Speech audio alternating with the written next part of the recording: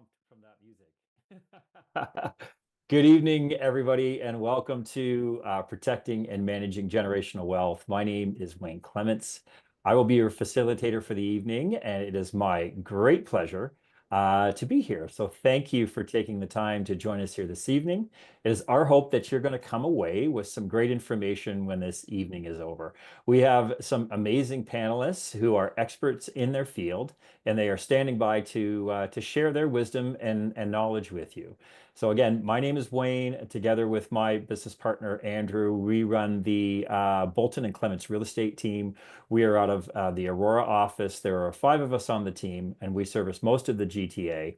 And over the last 2 years, we've done about a little over $88 million in volume. We've helped a lot of people relocate. And we especially love working with right-sizers who may be looking to sell that long-term family home and make that move to a rental, a long-term care facility, or potentially move in with a family member. And those files take a lot of patience and sometimes some extra effort. We've rolled up our sleeves on many occasions and helped them move. And we really love those files. This seminar came out of 2 things. It came out of structuring my 88-year-old mom's estate and all of the things we had to do with that. And also all of the different scenarios that we run into while we are helping people buy and sell. And the real estate transaction can be a very joyous occasion when people are moving, due to weddings and babies and new jobs. And it can also, very sadly, be a not so joyous occasion when it's divorces and death. And what makes it a lot worse is an estate that is not structured properly. When the estate is not structured properly due to an absence of a will or powers of attorney or estate trustees, it gets a lot messier and it takes a lot more time and money to settle the estate. And it's extremely stressful for the survivors. And we've seen it many times and we're dealing with several right now. So, our goal for this evening is to introduce you to some industry experts who will touch on some key points of estate planning and give you some direction on how to protect yourself and your loved ones, and introduce you to some options on how to manage those estate needs with products like reverse mortgages and bare trusts and segregated mortgages.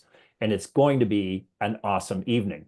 So here's how it's going to break down. We have 3 presenters. Our first presenters are Marissa and Stephanie Codsey from the Codsey Mortgage team, and they are going to talk about reverse mortgages. Our second presenter is Damer Varanchik. Damer is a lawyer who owns a law firm in Aurora. And our third presenter is Mike Smith, and Mike is a certified life underwriter and financial planner. Each will have a short presentation around 15 to 20 minutes, but we're not holding them to any time limit. And then after all 3 of them are done, we're going to open up the Q&A so that you can put any questions you might have in the chat. If you feel like it, you can put those questions in the chat as we move along in case you just so you don't forget if you're like me. And we'll get to them at the end. And our goal is to be wrapping up by 8:30 because there's a hockey game on and we want to go Leafs. So without any further yes, that's right, let's hear that. All right, let's welcome Stephanie and Marissa Codsey, who are mortgage brokers who run the Codsey Mortgage team. So welcome, ladies. We're gonna Hello. figure out how to get you guys on camera. We'll get there. Maybe I can go over on this side. There we go. There's always a technical issue we've got to work through, right? It's all right. Yeah. How are you guys? We're doing Wonderful. good. Awesome. Thank you for joining us here this evening. So maybe you can give the folks at home a little rundown on who you guys are, how long have you been in business, what services do you provide, and where do you provide those services? Absolutely. So we've been in business for 15 years. I'm Marissa, and this is Stephanie. We are the Codsey Mortgage team. We service all of Ontario. We are your go-to mortgage people for life, whether that's buying your first home, planning for retirement, just trying to make sense of all the options out there. Our goal is to help you make smart, stress-free decisions with your mortgage and real estate financing. So yeah, just real advice that you can trust from people who genuinely have your back. Awesome. Well, we deal with you guys all the time, and we know our clients are super happy with the service you provide. So, all right, I'm going to mute and hop off here and then let you guys take it away. Have fun. Thanks. Awesome.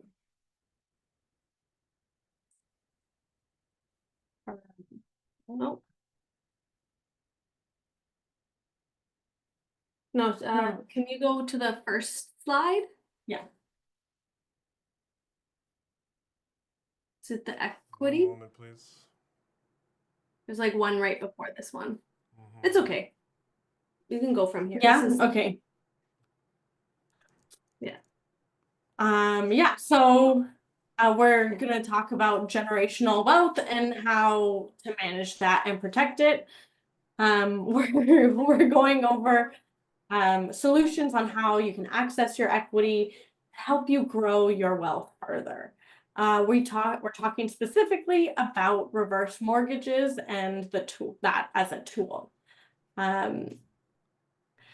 So I think we can go to the next slide. Yeah. Okay, perfect. So there's 5 main ways to use your equity, and I'll be diving in a little deeper on a few of these, but these are the main 5. So let's go to the next slide. Yeah, perfect. Before I get into specific ways you can grow your wealth, we just wanted to give you a quick and dirty review of what a reverse mortgage is. So it's still a mortgage. It's a secured mortgage against your property. And unlike a normal mortgage, you don't need income to qualify for this mortgage. Your mortgage is based off of your age and the value of your home and the location of your home.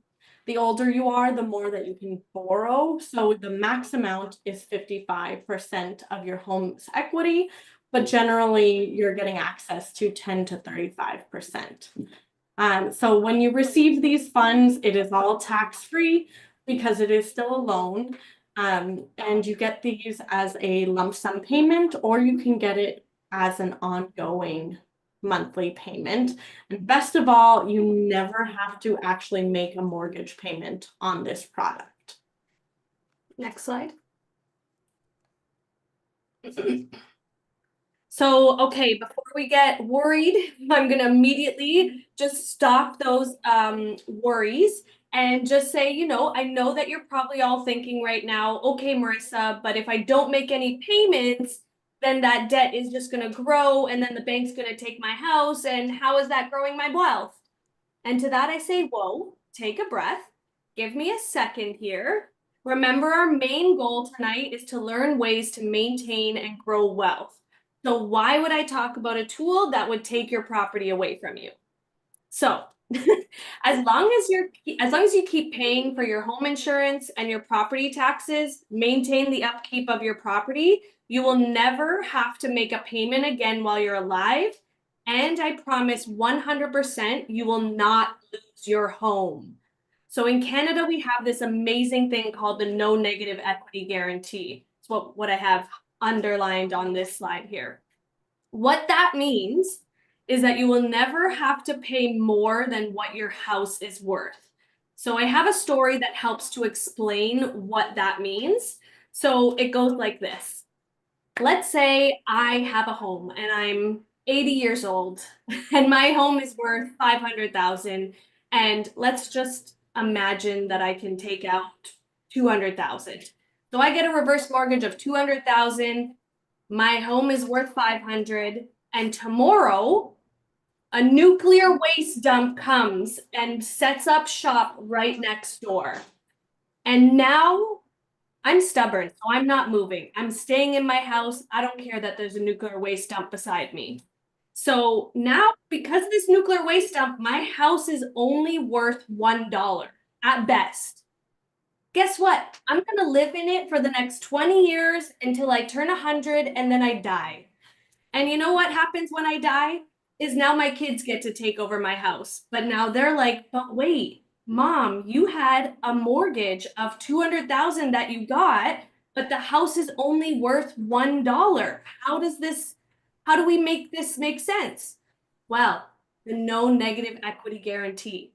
When your kids go to sell that house, they're going to find out that the house is only worth $1. All the kids will ever have to pay back is $1, even though there's a mortgage of 200, 300,000 at this point. And it doesn't matter, they will only ever have to pay back $1. So that's the no negative equity guarantee. It's fantastic. Next slide.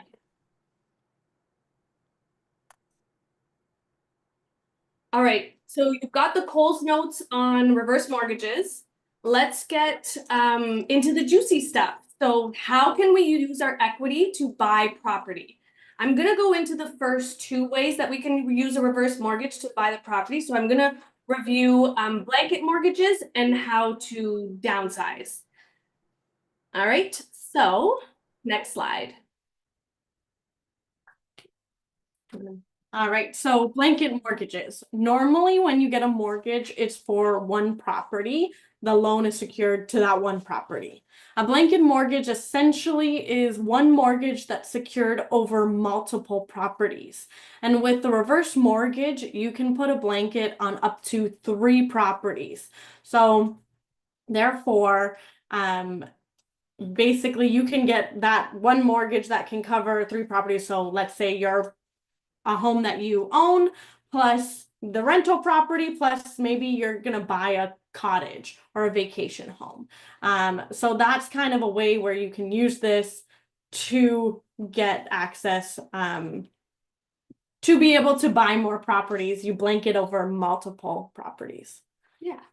So next slide. All right, so friends, I have some slides here with numbers. For those of you who like to see numbers, you're welcome. For the rest of you, don't get too bogged down about the numbers. Just listen to the scenario that I'm presenting. So I'm going to use the next 2 slides to talk about blanket mortgages on how you can buy a second or third property. So we're going to look at this slide. On this slide, Jack and Sally own the home that they live in, and they already own a rental property. They don't have a mortgage, and they have grandchildren now. And they want to make sure that they spend every summer together at their cottage with their grandchildren. So as you can see on the slide, the home they live in is worth $2 million. Their rental property is worth $1 million. And the cottage that they found and want to buy is worth $500,000. So let's play with these 2 options here. And as you can see on the right side of there's the 2 options. You got option 1, which is they get a reverse mortgage for $500,000. And with this option 1, they go out, take that $500K and buy the mortgage outright. The reverse mortgage is actually blanketed on all 3 properties now. So all 3 of them with just a $500K mortgage. Now they get to spend their summers with their grandkids. Maybe they even Airbnb it over the winter to get a little extra cash. Whatever you want to do. Maybe they even rent it out. Maybe their kids aren't ready for a cottage. But all they've done is gotten a reverse mortgage for $500K, which is the value of the new cottage. Now, next slide. So the next slide is we're going to go into option 2. So as you can see on the right-hand side there, it did show option 2. So we have the same scenario. Jack and Sally want to buy this cottage that's worth $500,000. Instead, this time, we're going to look at option 2, which is where they take out a mortgage of $1 million. That is again blanketed on all 3 properties. So when you blanket $1 million over all 3 properties, which are worth $3.5 million, you actually have now only, or Jack and Sally have now only borrowed 30% of the value of their properties. So now $500K is going to be used and go straight towards buying that new cottage. So they're going to buy it outright with that $500K.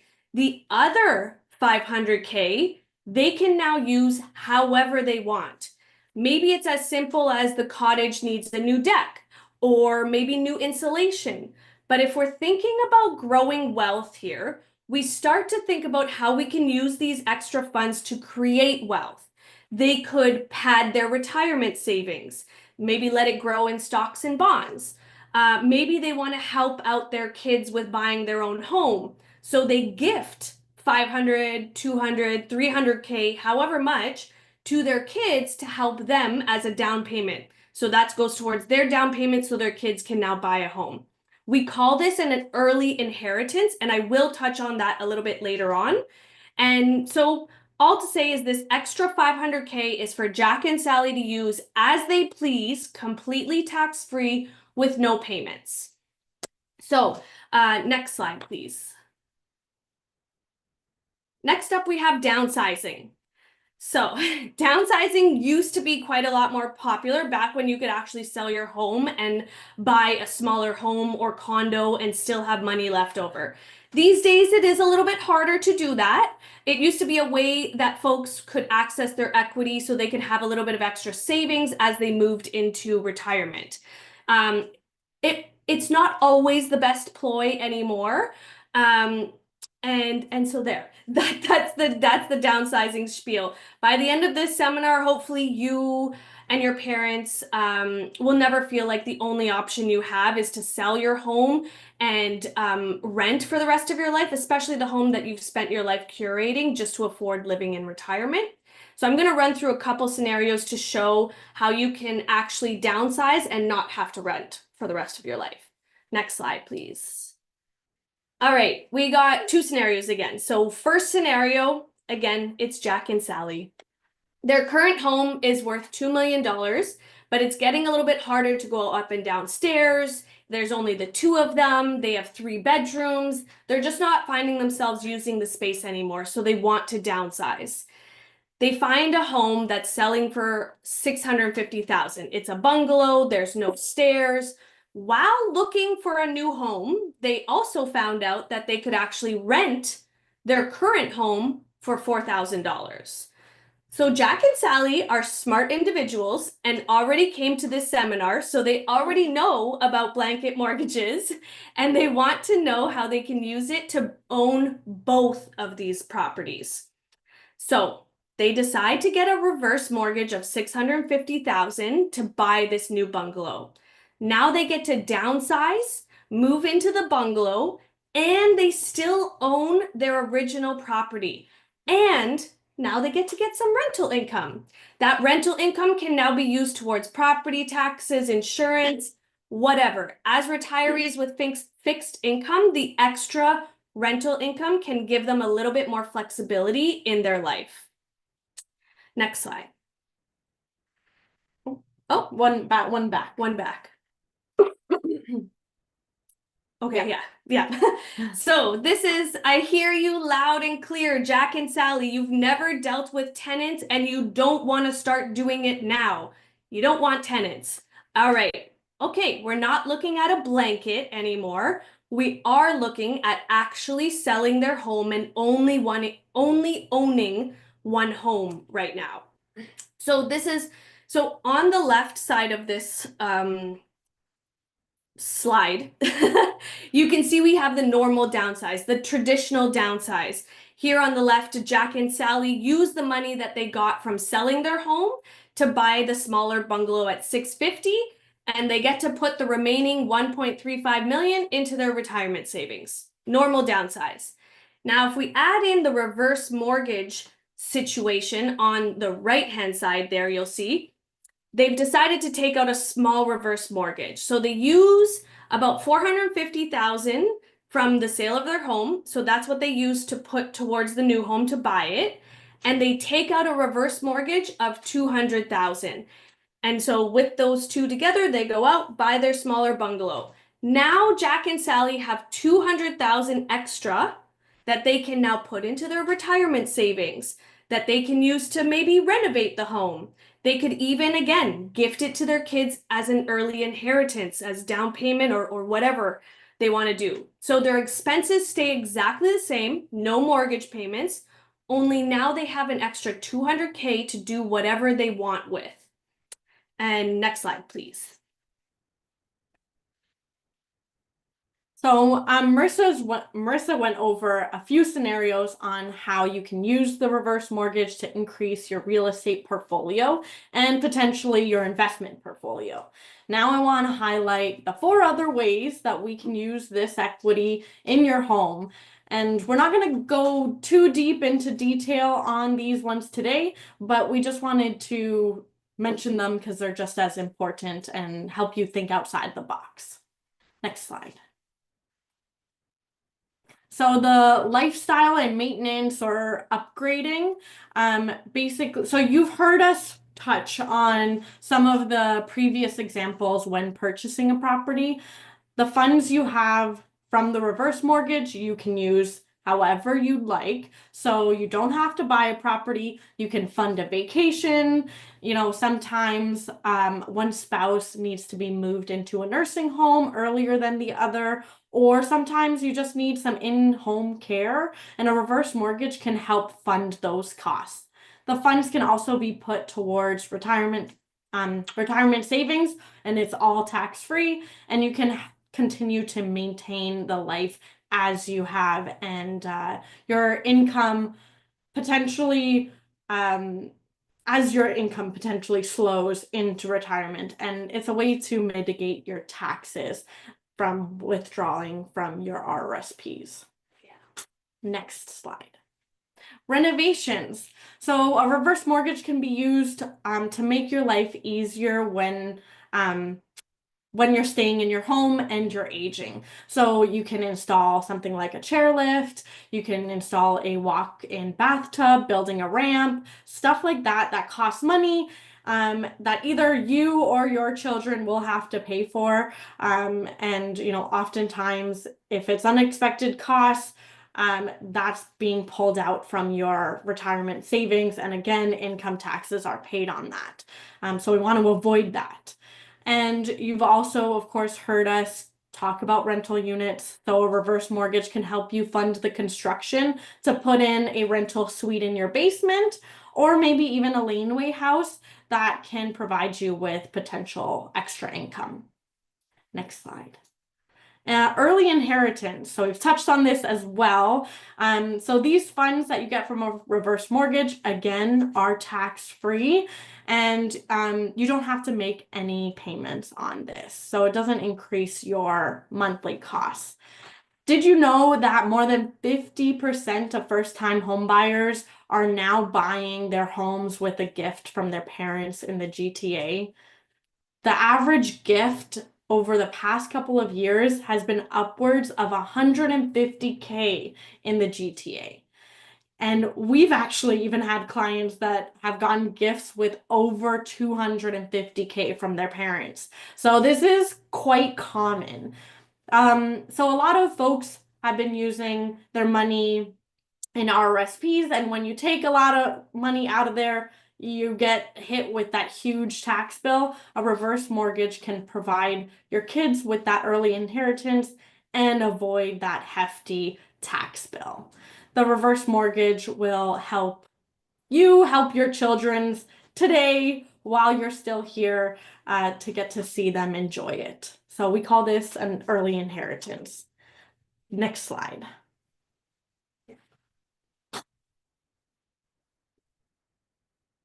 Oh yeah, perfect.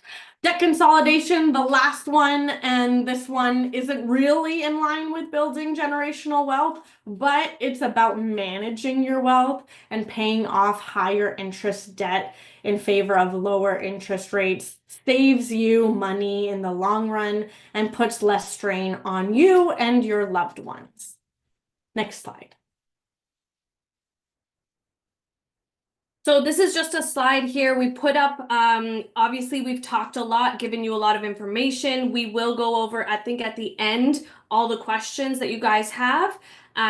If you can't tell, we're obviously pretty passionate about reverse mortgages and all the things that it can do for folks and their kids. So if it sounds like something you're interested in, or maybe your parents might benefit from, you can use the QR code that we have there to book a call with me. And then obviously you can reach out via Instagram or email too. But yeah, thanks guys. And there's a few questions in the chat, so we can go over. No, I think we're questions at the end. Oh, are we holding them all the way to the end? I'll let Wayne jump in. Yeah, I think we're gonna hold them till the end. If that's okay with Perfect. you guys. Yeah, Yeah. it's funny because Dan had the same question I did about the rates because that's what I wrote down as well. So Which is good a great question, question. Dan. Good question. Yeah. So Perfect. that's awesome. That's awesome, ladies. Thank you. I know that that reverse mortgages had a sort of a bad rep, right? Yeah. So they're a different product than they used to be, right? I mean, you can now Totally. we can trust Tom Selleck again, right? So Who and is Patty it? Levitt The Reed. guy again that does the reverse mortgages? He's Oh, it's the a skater. figure skater. Yeah. Yeah. Yeah. Okay. Can't remember So now. yeah, so we'll get to those two questions. So we're just going to parking lot those for a minute. We'll get to them at the end. So thank you so much. If anybody out there needs mortgage help in terms of even a refinance or a new mortgage, first-time home buyers, whatever it is, we've been dealing with Stephanie and Marissa for a number of years, and we've had many clients use them, and they're always extremely happy with the level of service. Again, their fiduciary duty is excellent, and they will always get you the best product possible. So yes, you should call them if you need them. So thank you, ladies. We'll come back to you. Awesome. All right. Okay, next up, we have Damer Varanchik. Damer is a barrister and a solicitor who operates his own law firm in Aurora. So welcome, Damer. Thanks for being here. Thank you for inviting me. I love your paneled office. It's very prestigious. It's very lawyer-like. I was going to do this from home, but then I realized I'm logging into my work computer. You'll be looking at an empty screen. The Okay. camera is here. You're looking good. All right, Damer, tell us a little Okay. bit about your company, All right. how long you've been in the business.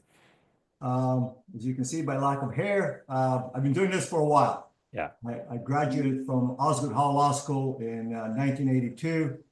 I worked in private industry when I came out of school, so I know how businesses run. And then after that, joined a firm, became a partner, and was there for a number of years. And then in 2000, I went out on my own, set up my own firm, and currently am practicing with an associate lawyer and a number of law clerks. I started out being a corporate commercial lawyer, doing transactional business, helping people buy and sell businesses and things of this nature. And so as a result of that, I was providing advice to business owners. And they would say, well, I just bought a house or I bought a cottage. Can you help me? So I became a real estate lawyer.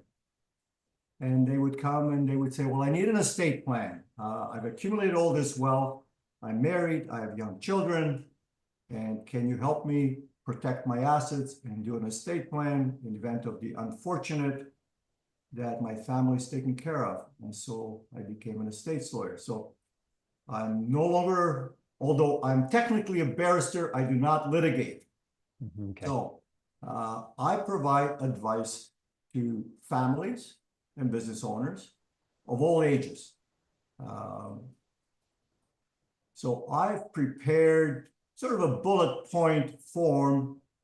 Do we need estate planning? I don't know, Andrew, if you're able to put that onto the screen. Yeah, take it away.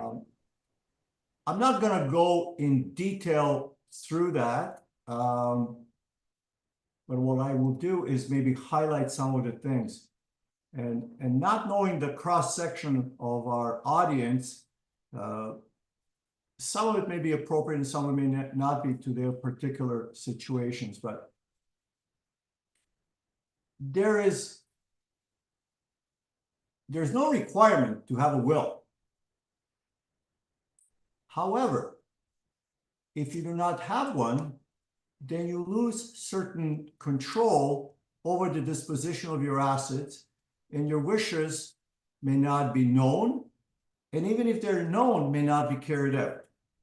Because what happens is when you die with a will, the legislation imposed by the province enters into the picture, and then your next of kin, whoever that might be that comes forward to administer your estate, has to adhere to those rules as opposed to what you may have intended. So if you have any asset, no matter how minuscule, it is advisable to have something in place.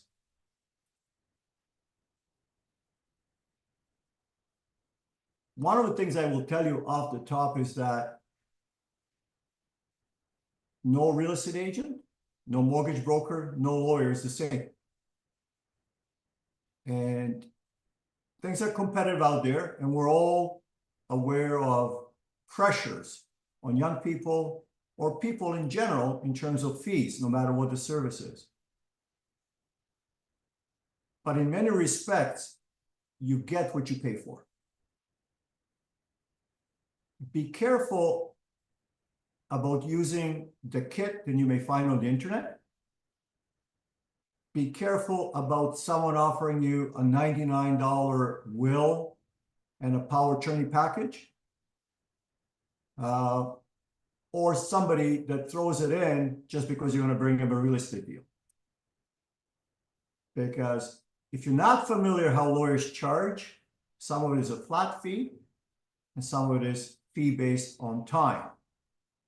And I think this is important to know because if you're paying somebody $99, you're not going to get that meeting where they're going to sit down with you and go into great detail in terms of what your family situation is like, what your wishes are, and how to accomplish your goals. Now, depending on your age and position in life, the advice that you receive will be somewhat different. So let's deal with a young couple, just got married, they have a child. Why is it important to have a will? Well, it's important to have a will primarily because you have a young child to think of.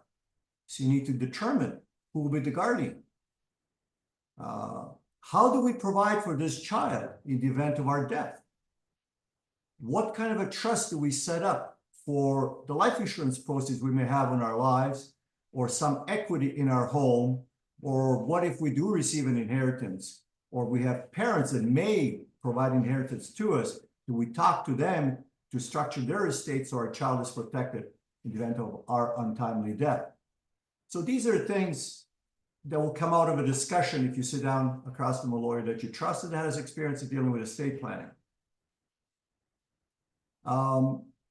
Now, let's move to a situation where you may have a disabled child. That child may need protection from his loved ones during their whole life.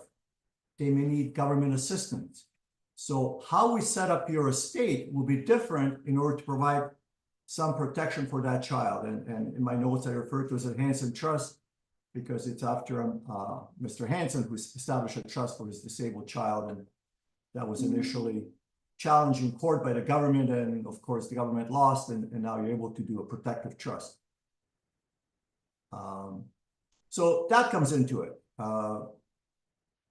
And then as you get older, different factors enter into it. You have children that are adults. They may be getting married, or they have a significant other. How do you protect those assets in the event of a breakdown of a relationship? Because today, statistics are almost 50% of the relationships break up, and the financial consequences can be huge. So within your estate, you have to plan for that.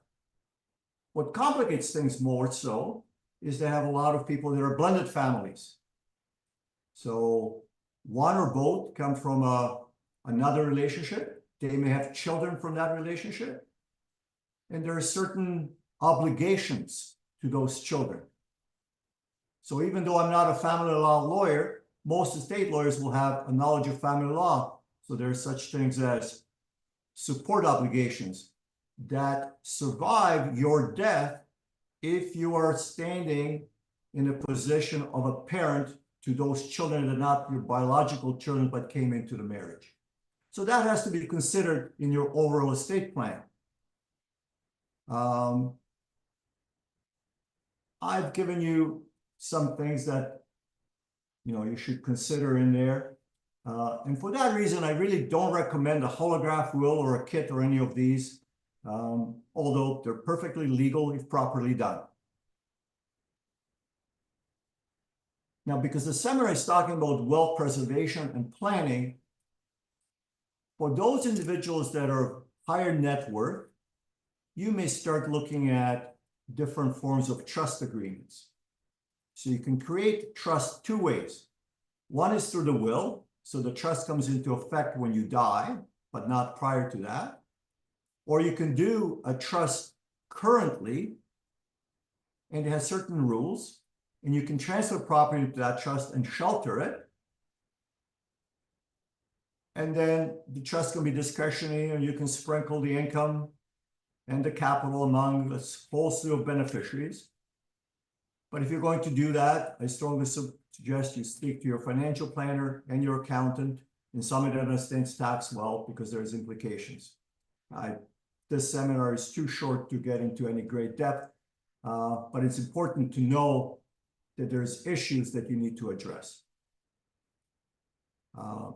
One of the things, though, that is becoming more prevalent in my practice that I will share with you is that as people age, they're looking at ways of saving on probate fees. And a probate fee is basically a fee that the government of Ontario charges on the net value of the deceased estate that needs to be probated because it's just solely in their name. There was no joint tenant on the home, or there was no other beneficiary on the bank account, and therefore those assets need to be probated so the executor can deal with them. That amounts to 1.5%. So even if you have a simple house in today's market in GTA that's worth $1 million and it's unencumbered, your estate's going to pay tax or probate fee of $15,000. And that's just a start. Then you got your legal fees and everything else on top. So one of the things that we have been doing is adding children to title of elderly parents for estate planning purposes. And so imagine you have a widowed mother with 2 children. She's got a will, leaving everything to her children, but wants to bypass the probate of the home. We will add the children to title to the property jointly with mom. So by just age, mom should pass first and the children will inherit. We set up a trust agreement that the children are bare trustees and they do not own any equity in the home until such a time as mom dies. And part of that is that when she dies, the proceeds of the home will be sold and proceeds divided in accordance with her will. And we reference the will in the trust agreement. So we're now transitioning the wealth from one generation to the next one by avoiding probate. Now, it's not for everybody. You have to know your children. You have to know if they have credit issues, right?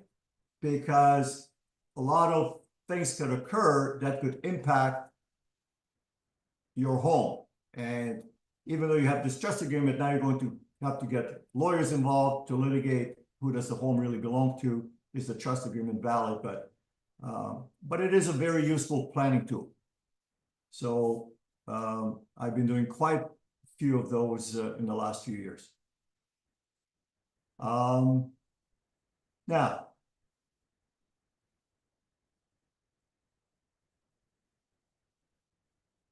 corporations are a great vehicle of also holding assets within them.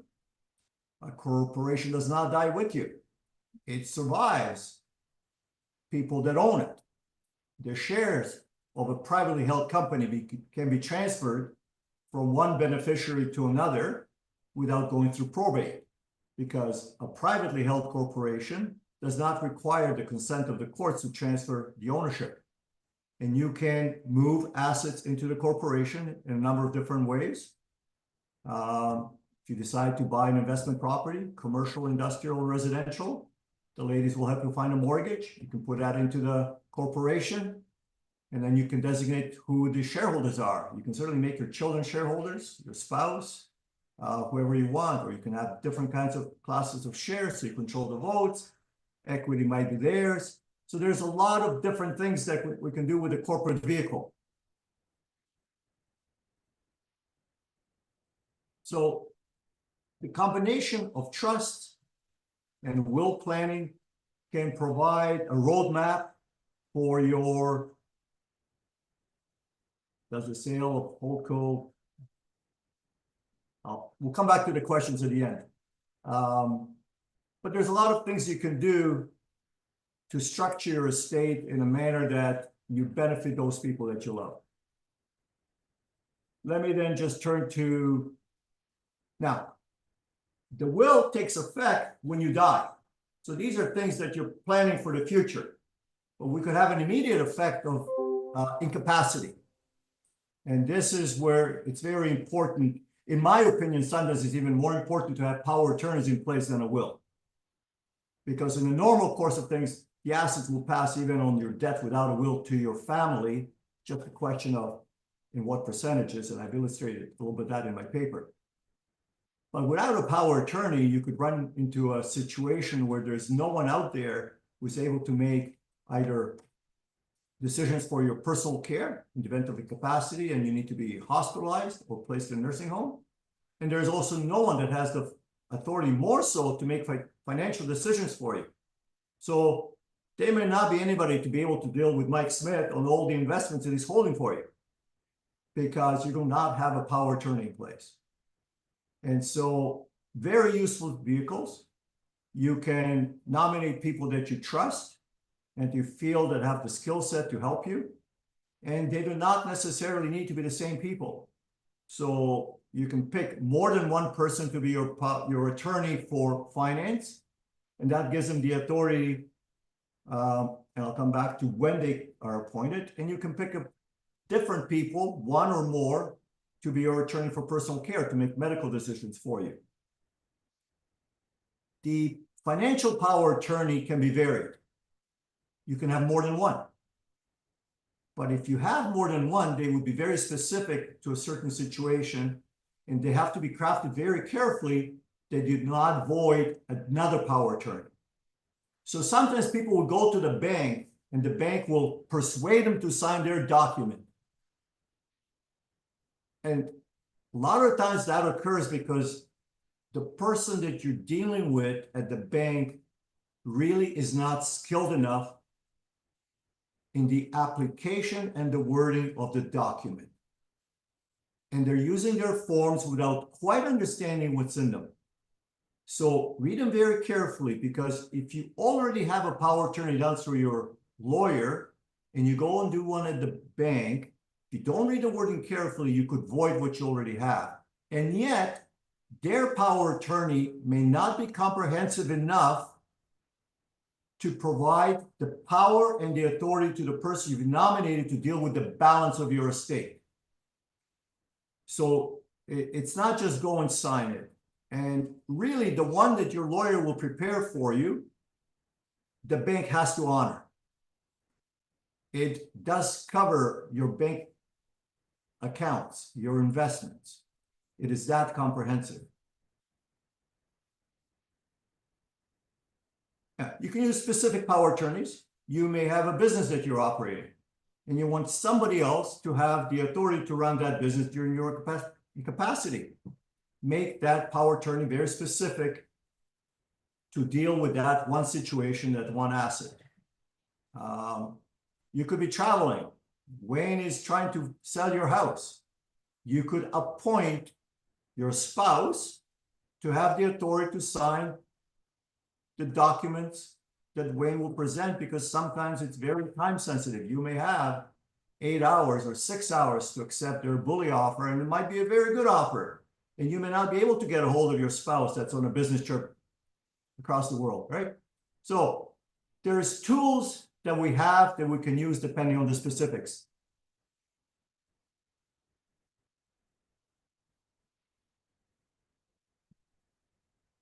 So that's a power attorney for property and finance, and the distinction of what the banks have and what we may have. And of course, then one for personal care. Extremely important as we age to have something in place for someone that can make medical decisions for us. And this one can be as simple or as complex as you want it, because we can put some life management decisions. What happens if you're ill? And depending on the illness, what kind of treatment do you wish to receive? Do you want a living will? In other words, you don't want to be resuscitated if you're going to be terminally ill. And how would it determine what the illnesses are when that comes in? So it could be comprehensive or simple. But in order to do these documents, you must be mentally capable of providing direction and understanding what you're doing. And as our population ages, I can tell you that I get requests from clients saying, mom's got dementia. We don't have any documents. It's too late. We can't have someone sign a document that doesn't have the capacity to understand what they're giving, because it's a very powerful document. And so we can't do it. And then we run into other issues in terms of how to structure their estate.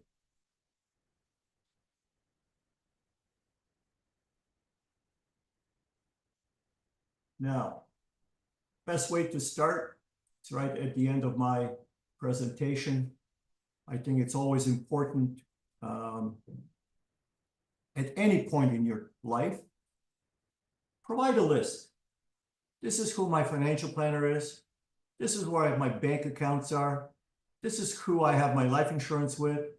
This is the lawyer I've been dealing with for years. If I have a will, this is where it's lodged, right? This is where the safety deposit box is. People forget they have one. This is where the keys are. I have my passwords to my computer locked in a safe that you can only access when I die, because the code, you know, I have left an envelope with my lawyer. So make a list of what you have and where it is, and then share it with your loved ones if you trust them, so they know where it is, or at least tell them where it is. So when you die, they're not searching and scrambling to find all this information. They're besides themselves because they don't know what happened, because everything is hidden. And once you have that in place, depending on the extent of your estate, that's when you start looking at the tax consequences of what happens on your debt. Because some of you may have very extensive investments that carry capital gains taxes. And if you're the last one to die, that's generally when the tax hits. And the tax is payable on your tax return in April of the year following your death. So could be a very short timeline. And if you don't have the cash resources to pay that, your estate is either going to incur penalties or a fire sale. So you got to be aware of that. One or the other will happen. But the tax is due, and interest and penalties run from May 1 on. So you got to have those things in place. So once you have your list and you understand your obligations and limitations and liabilities, you can consult with your accountant, with your financial planner and your lawyer, and come up with a solution that's going to work for everybody. So that's in essence an overview from my perspective of how I get involved and what's important. It's not a simple process. It can be very complicated. The one thing I will urge you to do is be very candid with your advisors. Tell them, you know, we don't go out telling people what you may own, or we do not tell people, we're sworn by solicitor private privilege. I would get disbarred if I disclosed your information. So in order for me or people like me to help you, I need information. And with that information, I'm able to give you suggestions. I don't tell you what to do. I present you with suggestions. You choose what you wish to do. But at least you're making an informed decision.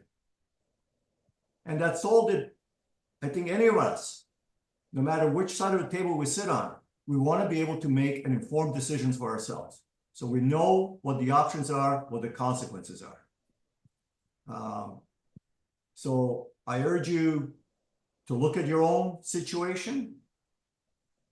And even if you have something in place, if there's a change in circumstances in your life or in your family or friends or family, look at that and say, what is the impact on my estate? And if there's no change, look at it every 5 years. You know, you may have done a will when your children were 15 and 16. Well, they're 30 years old now. They have their own home. What you have done before no longer works. So take a look at it, read it. A lot of my colleagues, myself included, will look at your will and will say to you, you know what, it's out of date. You really need a new one? But there's countless times when I've looked at it, I said, you know what, this is fine, don't touch it. For what you want, it's okay, don't go spending any money. It varies on the situation. I think I'll leave it at that. All right. That's great advice, Damer. And it is that don't leave it till the last minute thing, right? I mean, Yes. none of us are getting out of this thing alive. I think that's fair to say, not to be too morose. Nope. And you just kind of never know. And so while you're of sound mind and body, and while you've got the time, sit down. It's worth investing to sit down with you and make that plan up. Because again, what you don't want is the estate to end up in the whole thing in probate, and it's a mess and nobody has control over it, and the estate's incurring costs and nobody can pay it, and it just gets snowballing. So take a little time and at least get that will and that POA in place. And then, based on what you're dealing with in terms of the size of the estate, start to structure it so that it does it transfers easily and avoids that probate. Because like you say, on average, it's $15,000 on a house. That's a minimum, right? Because yeah. We have we put my mom's house in a bare trust with my brother, and I didn't think to talk about his credit when we did it, but I think he's okay.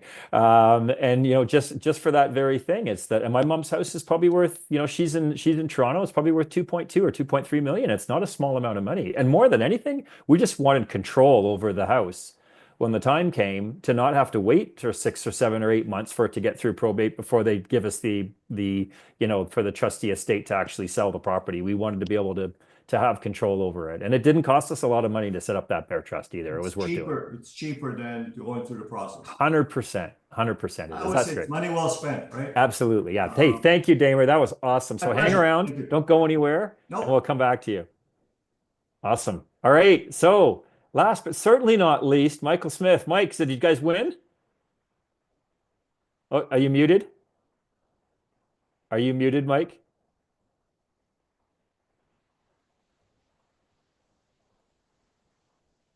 I think you might be muted.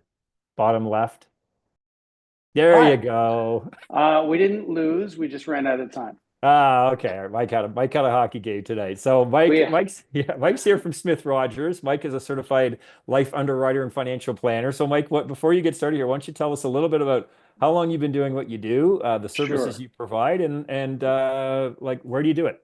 Actually, I'm going to say that I just caught the tail end of Damer's presentation, and it's a real pleasure to actually be in the same grouping with Damer, because we actually share a couple of different clients, and I know that our clients say that if they die, their families have 3 names. They're lawyers, that happens to be Damers, their accountants, and mine. And if at least the family is all on the same page as far as who they know they need to call. So I can't agree with Damer any more than what he's just stated. So thanks for that comment, Damer. So yeah, maybe I can just jump right into it, because actually the second slide or third slide is actually who we are. So we're going to talk about leaving a legacy, as well as how to avoid your estate. And we're going to give you a couple. Oh, by the way, we're going to give a couple tips that are inexpensive, and you might want to reconsider, or certainly consider it. But I appreciate everyone's time. I know I'm the last person to speak before the hockey game, so I'm going to try to make this relatively efficient. So the next point is the next thing is our agenda. And we're going to just touch on a bunch of these things. I know Damer's certainly touched on the importance of wills and estate, what an estate plan does. So we're going to jump over a few of those things. But really, Smith Rogers Financial, if we jump to the next screen there, Andrew, thank you. Where's the presentation? Nope, next one. I forgot my bell. Ting, ting. There we go. Okay, so Smith Rogers Financial, we're an independent wealth and financial planning firm that solves clients' problems and answers questions with tax in mind. We've been in the business in Aurora for 20 years now. I'm 37 years in the financial planning industry, and my partner's a CPA, and we've worked together loosely, actually for over 35 years. So I started when I was 10. So these are some of the key people within our organization: Rick Rogers and Sarah Richter, as well as Mary Lee. So our clients know that they can call any of us and get answers, if not at least have communication within our team. And then we have, depending on the time of year, we ramp up on for tax returns with accounting, but primarily we're a financial planning firm. Because of our experience, there's not a lot of things we haven't seen. Much like Damer. Damer's been a lawyer for probably 40 years, Damer, and if not, maybe a little longer. And we apply practical, multi-level planning advice to our clients and that reflect our core values. And our core values with Smith Rogers Financial is prescribed advice that we would share with our own family.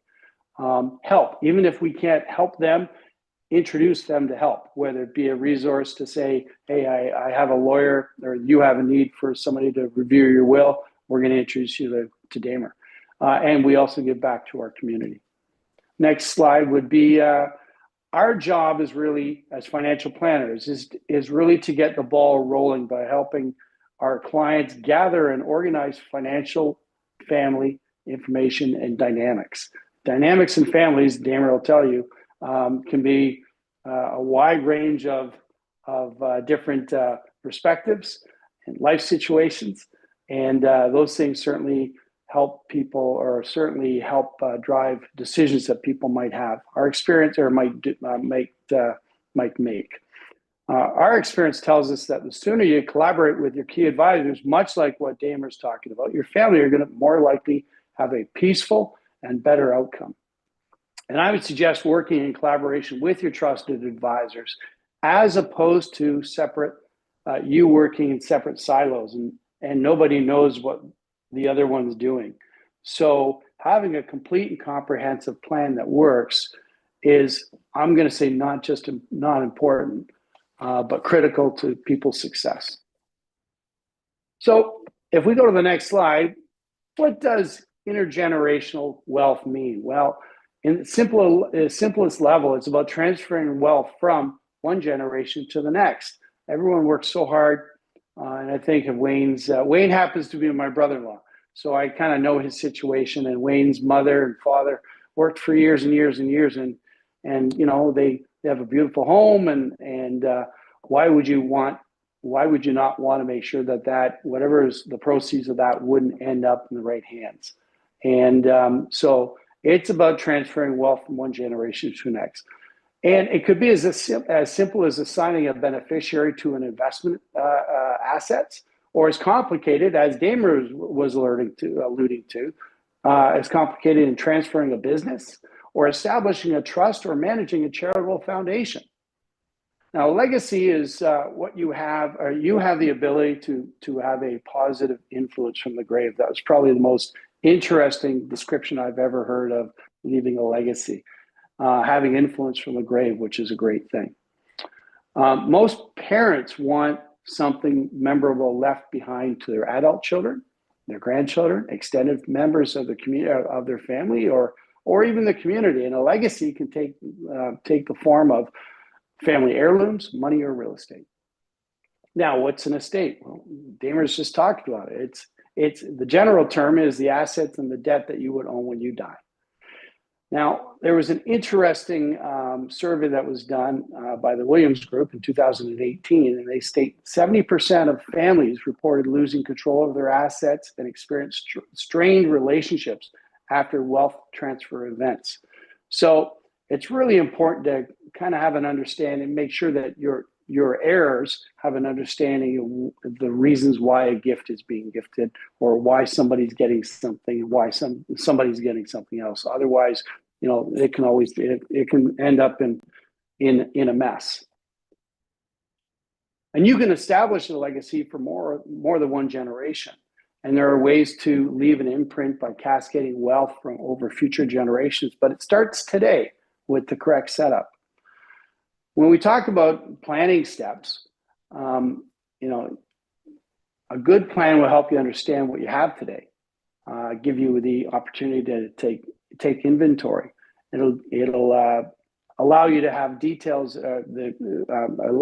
elaborate, articulate the details that you want to happen, and then establishes the instruments and steps needed to make that happen. Now, fun fact, 82% of adults say it's important to put their end-of-life wishes in writing, yet only 23% have actually done so.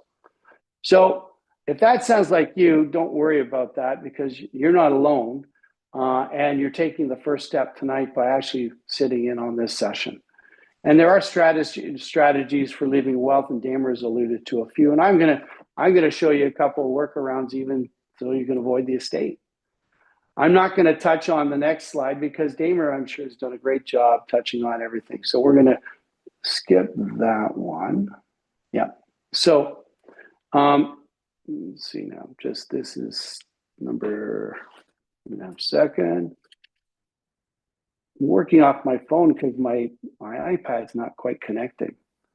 So estate plan. Okay, so this is right. So this slide is self-explanatory, but essentially an estate plan is designed to deal with assets after you die, and Damer's touched on that. A good plan is laid out and discussed when the people that it will affect are all calm, healthy, and here.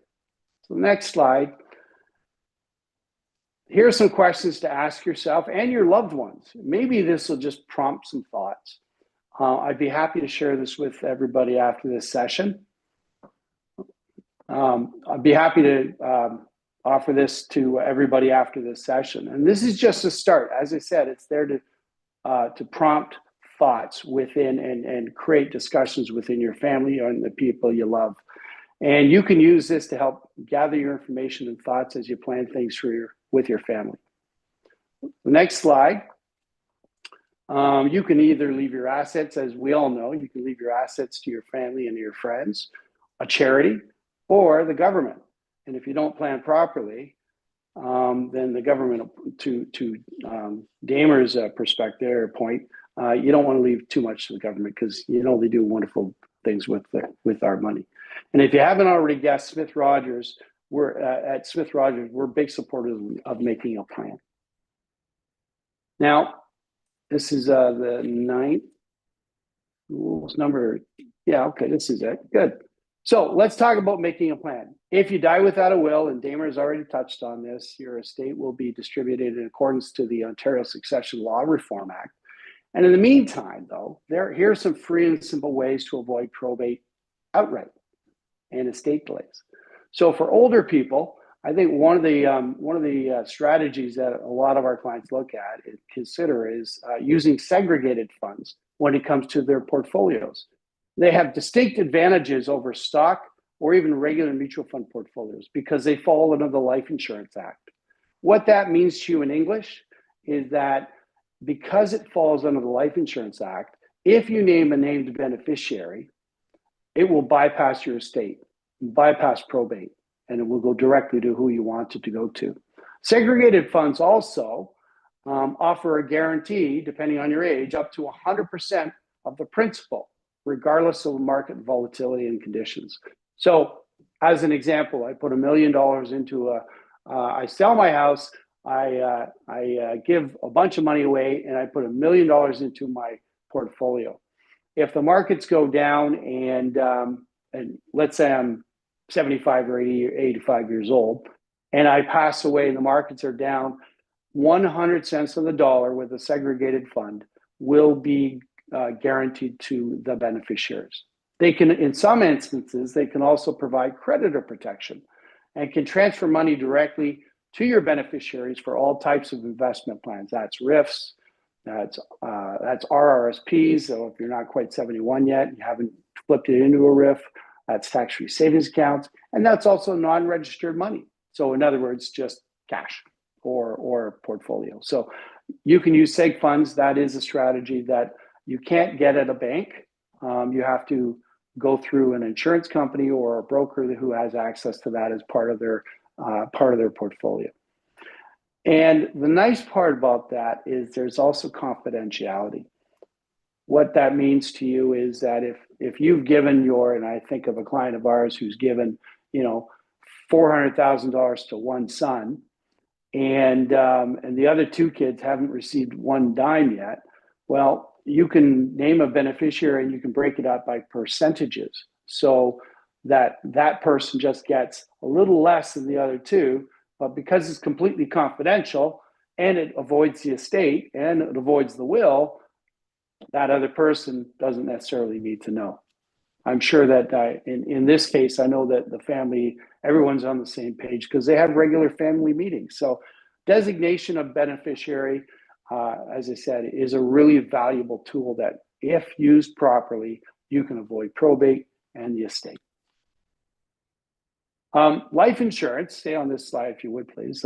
Other than your primary residence or lottery winnings, which I haven't won the lottery in a little while, life insurance is the only other way of receiving tax-free money. At its core, life insurance provides a lump sum of tax-free money that can be used by loved ones for income, to replace your income. For those looking to leave a legacy, there are permanent solutions or permanent life insurance policies that can be employed as part of an estate plan. Sometimes you've heard of it maybe in articles as cascading wealth to the next generation or multiple generations, or the waterfall strategy, where you use a portion of your non-registered assets and you make a tax-free inheritance happen through insurance. That, once again, isn't for everybody, but much like a one iron when you're golfing, not everyone uses a one iron. You don't always need one.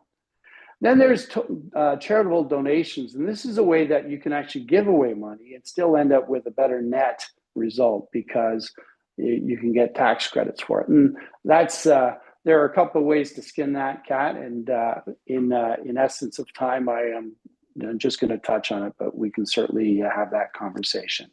And gifting is something that a lot of our clients look at when it comes to children and grandchildren. Gifting an asset during a parent's lifetime or a grandparent's lifetime, it's going to reduce your estate value for sure.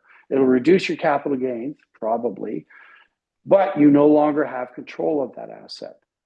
However, you would be able to see the impact of your gift. But before you do any of that, and Damer, I'm sure will concur with this, it's important to consider the tax implications and make sure that it makes sense for you. We'll hit the next slide because Damer, I'm sure, has touched on survivorship and joint tenants in common. Now, I'm going to tell you a quick story. I can't tell you how important family meetings are when it comes to planning for your parents. My wife currently is in Mexico because they never had a family meeting, and her mother passed away this week. The parents were, it's fine, until it wasn't. And at that point, there were a lot of reasons that this probably would have avoided some of the things that they're going through. So here are my reasons why an annual family meeting with my family, and we've been doing this for 7 years now, why it's important. It can reconnect and affirm what's important to your parents.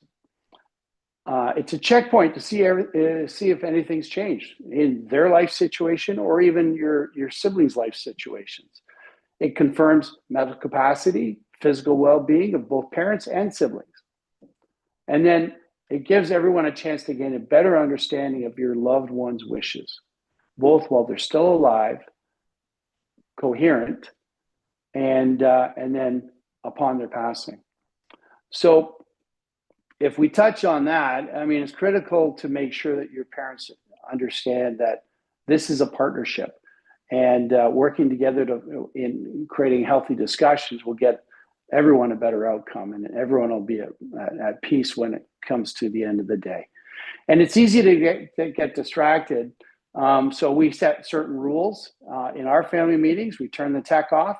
We schedule time that everybody can make. So if I have 3 siblings plus my 2 parents, we all make sure that we land on the same date, and we just schedule it every year. And people need to be relaxed and ready to talk. For my family, it's usually at the end of a work day, but it involves maybe a glass of wine and pizza is a must.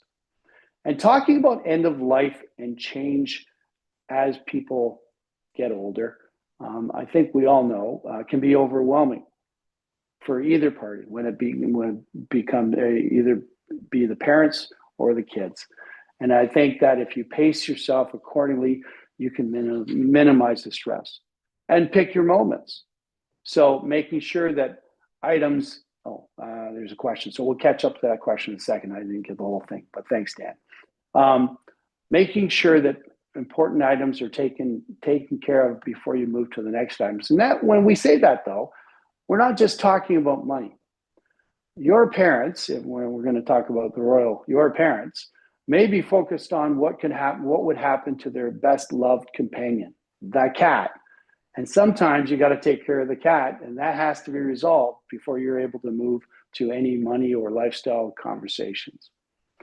One of the other things that we do is we make it a regular occurrence once a year. And as I said, it has to fit everyone. It has to fit into everybody's schedule, and our spouses are not included. It's just siblings and parents. And then I find it's always useful, and we share this with many of our friends, use other people's experiences to break the ice, much like, Damer uses other people's experiences to, well, here's a scenario that happened, and this is why we put the will in place like this.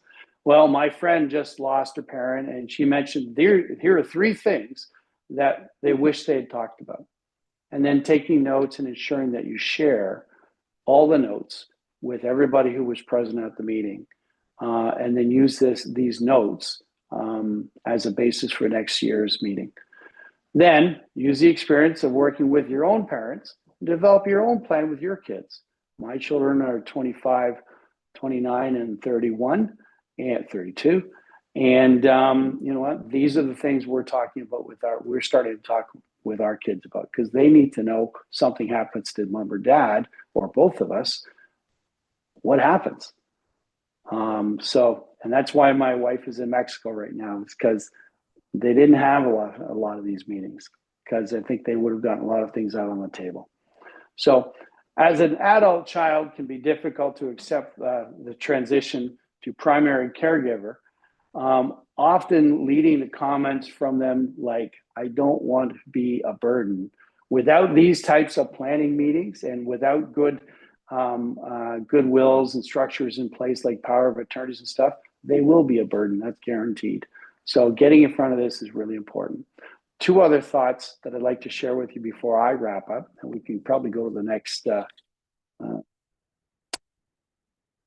We talked about family discussions.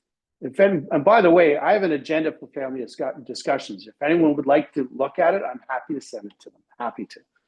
So don't wait, because as time goes on, we don't have the capacity, and I'm generalizing, but as people get older, they don't necessarily have the capacity or really want to deal with complex financial decisions.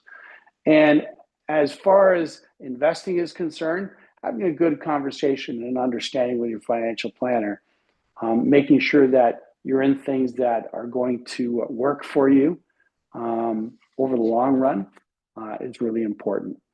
There are 2 things that I'm going to just touch on. I'm going to jump through a couple of these things, because I think really 2 things are important as our parents get older.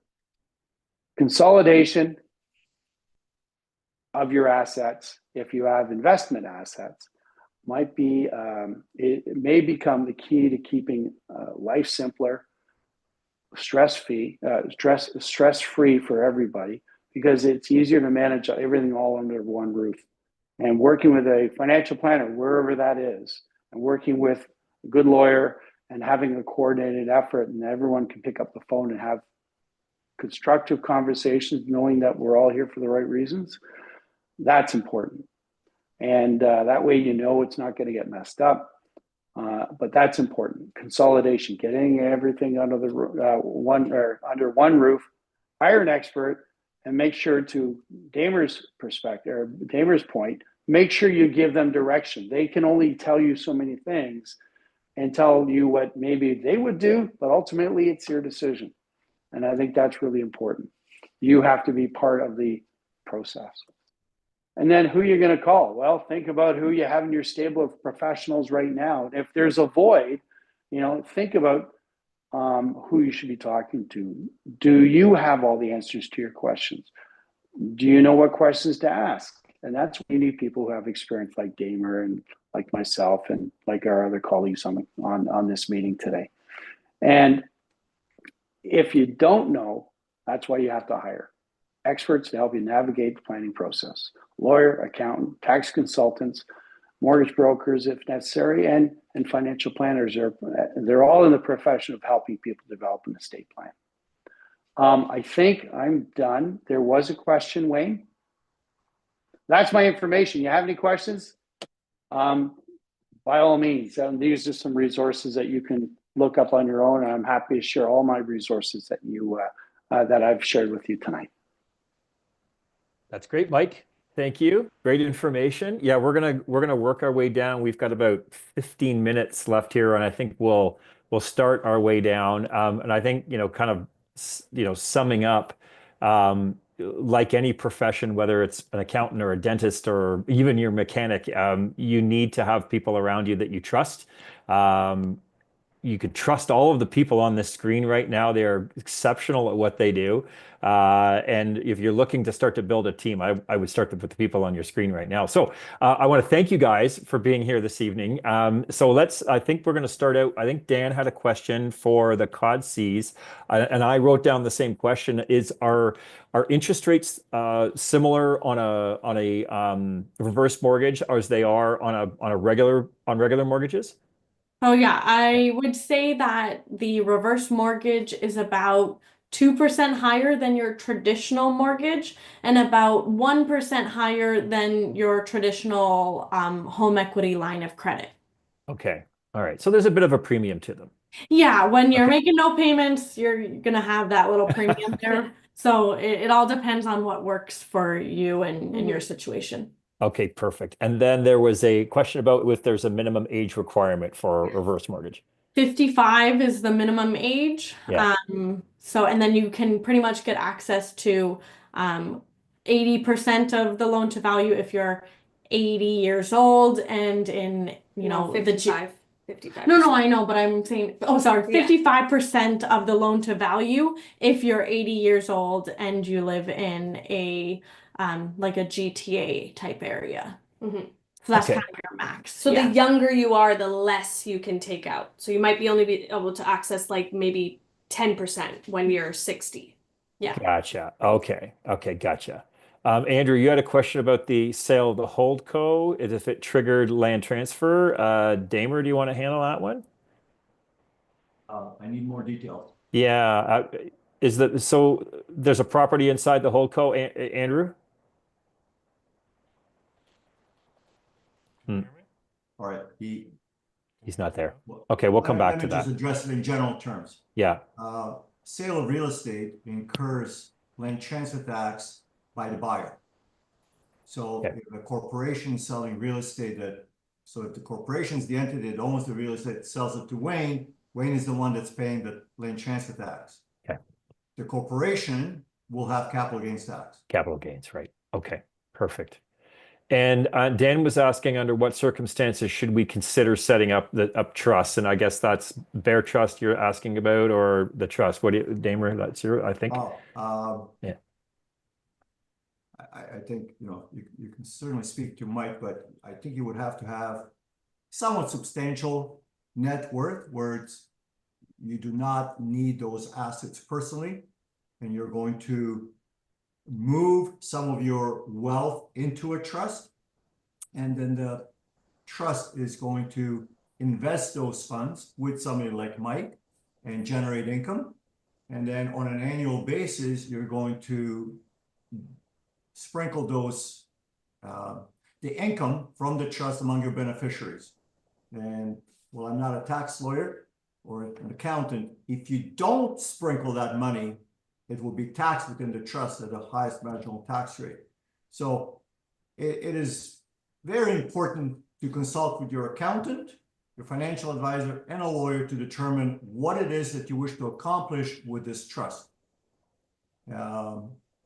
So it's a very specific planning tool. It's not for everybody. Right. And then you Case run by into case. issues. I don't wish to get too detailed, but after 21 years, the trust technically it doesn't cease, but for tax purposes, it's taxed. So it's as if you paid all of the funds out in the end of 21 years, it's taxed, and then the money can continue in the trust for another 21 years. So there's a lot of permutations and things to consider whether or not you wish to establish one. Okay. And Mike, maybe for you, and I've just lost it now, what are the best tools to minimize your taxes and estate planning?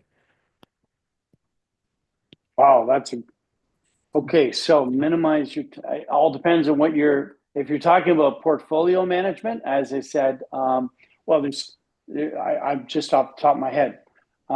Whenever you can use a beneficiary designation, or even a joint owner of a asset, for example, a bank account,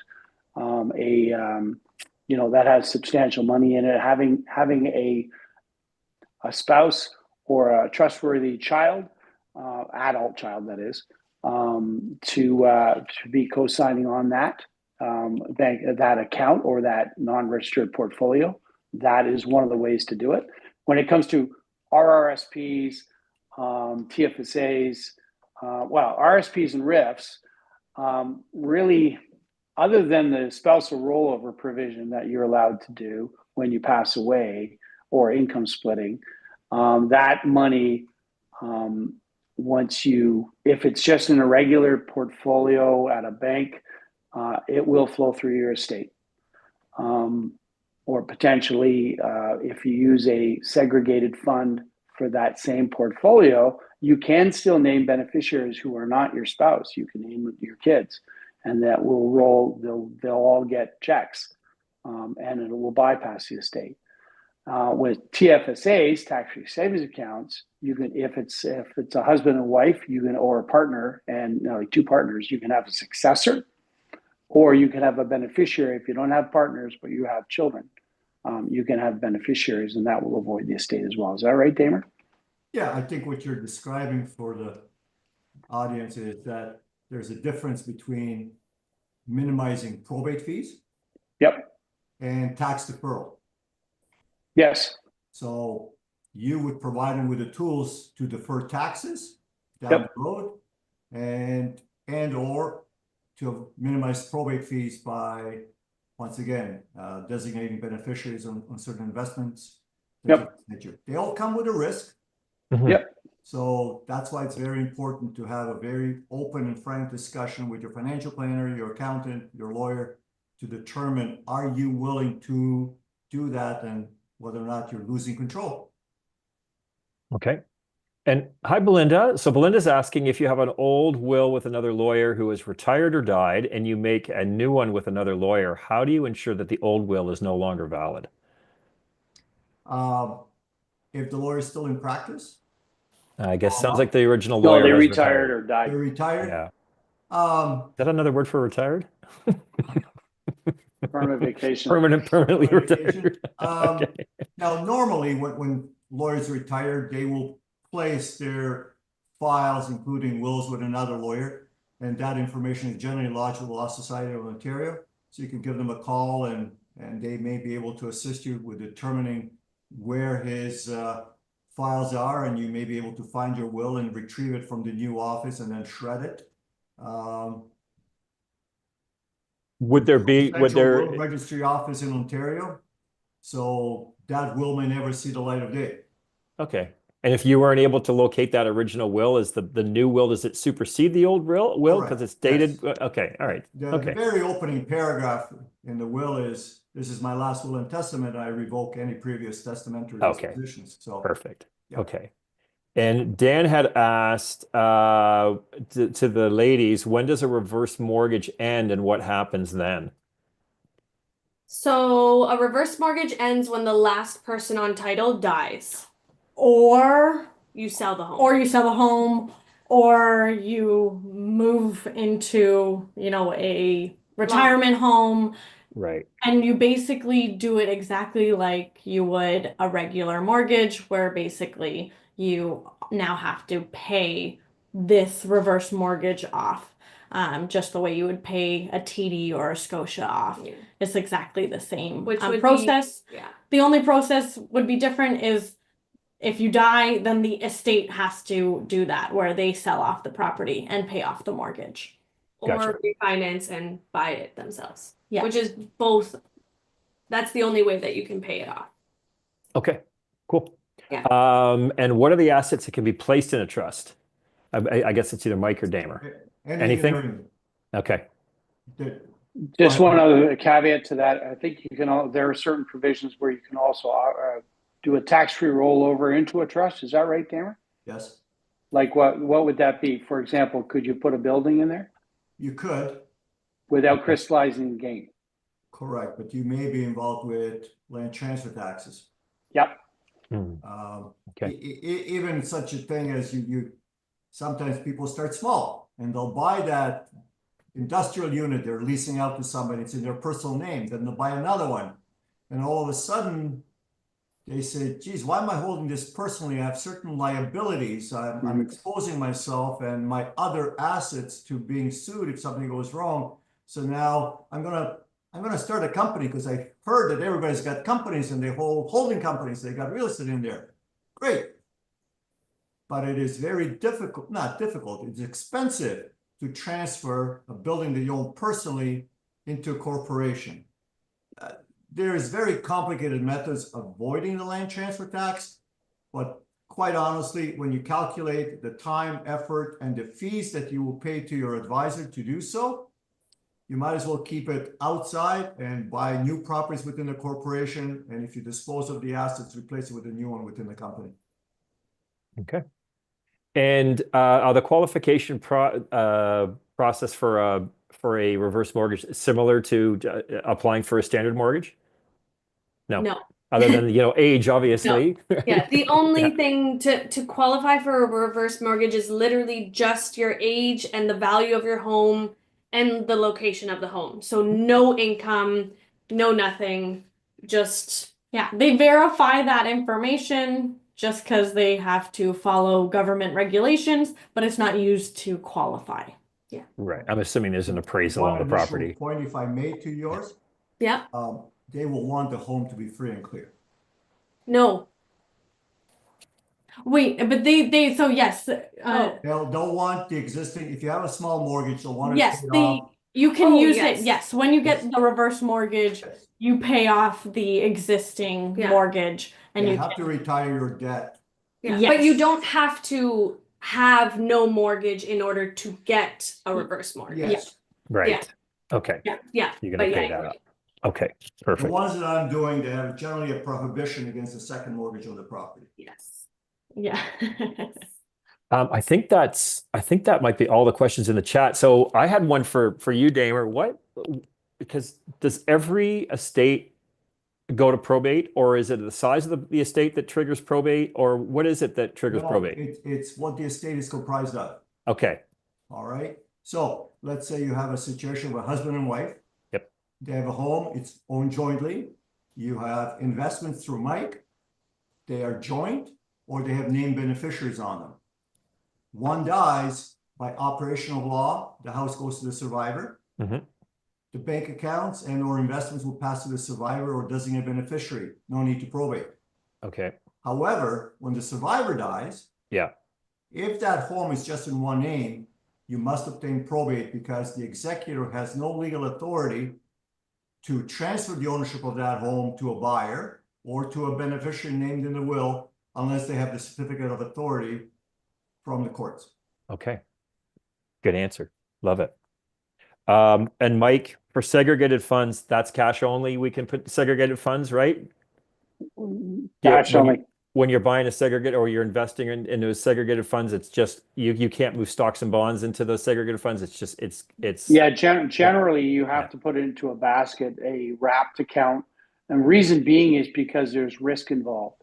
So if, let's say, for example, I'm thinking one of our clients, she's 84 years old, and she had some stocks with stocks, and they were blue chip stocks, by the way. So they were bank stocks and such. Mhm. But somebody had to manage that stuff. And what she was concerned about, because she had a relatively large amount in her portfolio, she was concerned about risk when it came to up and down the marketplace, even though chip. Secondly, because some of that was in her RIF, she couldn't, and she was a widow already, so she couldn't name a beneficiary that wouldn't avoid the estate. So putting it in a segregated fund was the best way to go about that. And you can also get, once again, you get the 100% guarantee. So that was one of the things that motivated her to making the decision to, over time, liquidate her stocks. And as GICs came due, put them into a balanced portfolio and in a segregated fund. And then from that point, she was able to name all three of her kids in different percentages. And they will all, or when she goes, all that money will flow away from her estate and go directly to her kids. So did I answer your question, Wayne? Yep, you did. Thank you. Okay. And we're up against the clock here. So, and I think we've moved through, I think we've answered everybody's questions. I think so. We're really hoping that you came away this evening with the importance of having a team. And you've met a portion of our team tonight, and they're our trusted experts. And whether or not you choose to work with the people on the screen, it's really important that you have a team and set that stuff up right now. And I love the family meeting idea, and I love Damer's idea because it can fall into the family meeting of creating that file where you've got all the passwords, you've got the insurance policies, you've got the will. It's not like I can tell you that's what I wrote down, because if something happened to me tomorrow, our kids would be absolutely like lost to find anything. It would be a disaster. So that is something I'm going to get working on right now. So, and most of anything, like, let's save ourselves some money, but mostly let's leave like our loved ones with a lot less stress, because as we know, losing somebody is stressful enough. And adding financial burden and all the chaos of trying to manage their estates that's not planned out well, it just makes it worse. So thank you for all of you who came tonight and to share, Mike and Damer and Marissa and Steph. And thank you to all who joined us here this evening. We're going to send up a follow-up email with all of the contact information from the people who joined us this evening. We are going to attach any PDFs or slideshows along with that as well, so that you can review them at home. And if you've got any questions, we encourage you all to reach out to the folks here. And obviously, if you've got any real estate questions, Andrew and I and our team are here to help you throughout the GTA. And thanks for being here this evening. I hope you came away with some value. And let's go watch the Leafs take Game 3. 1-1. 1-1? Okay. Well, I can't find the converter for my TV down here. Somebody just texted me. All right. Thank you so much, Thank you, everyone. everybody. Have a good Have a night. great night. Thank you, everyone.